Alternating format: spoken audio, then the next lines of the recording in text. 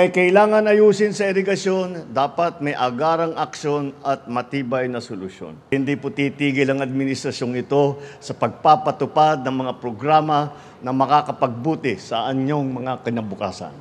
Naniniwala ako na sa ating pagkakaisa, matutupad ang ating pangarap na pagkain sa bawat mesa, hanap buhay na sapat sa araw-araw at kinabukasang puno ng pag-asa.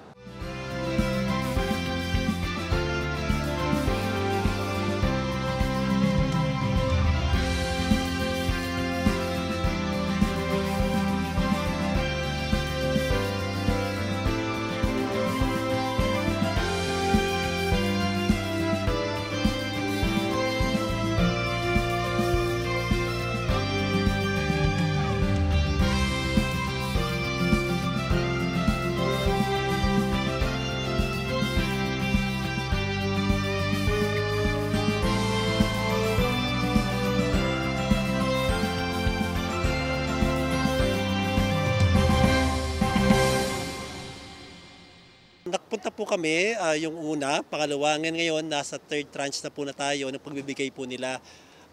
Previously po kasi, nung wala pa pong program na ganyan, kapag i-request po kami bilang mga farmers, so ang tagal-tagal po ng bago po pagbibigyan po ng mga, lalo na po yung mga equipment po na to, na kailangan po namin doon sa pagdidesilt ng mga irrigation system namin.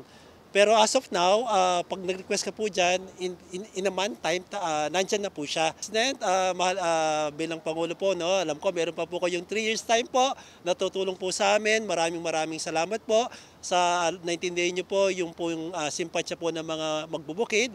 Pero as of now, medyo mahirap nga lang po dahil nga po yung presyo po ng palay na napakababa, pero eventually po sana ma-address po lahat yung problema para po yung magsasaka is dadalhin po para po supportahan po yung pagkain po ng buong bansa po natin.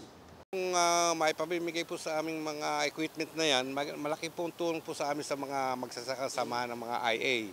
Kasi po sa halip po sa labas kami kumuha ng mga equipment, meron po ang NIA na ipapahiram sa amin. Kami po ay nagpapasalamat sa naibigay niyo pong mga equipment sa amin sa mga samahan, napakalaki pong tulong dahil hindi na kami lalabas ng pondo namin sa samahan namin. Meron na po kaming mahihiram na equipment sa NIA. Ay malaki po ang maitutulong sa ating pagsasaka at mapapabilis po ang ating paggobyerno para po ang ating pag-aani at saka po yung pagtatanim ng mga palay ay mabilis maani at ito po ay buong Pilipinas ay masusuportahan po natin ng pagkain. Po ay nagpapasalamat kay Pangulong BBM sa ganito pong pag-avail na mabigyan nila lahat ng mga magsasaka ng ganitong mga makinarya para po mapabilis ang kaniyang pag-aani po ng mga bawat magsasaka.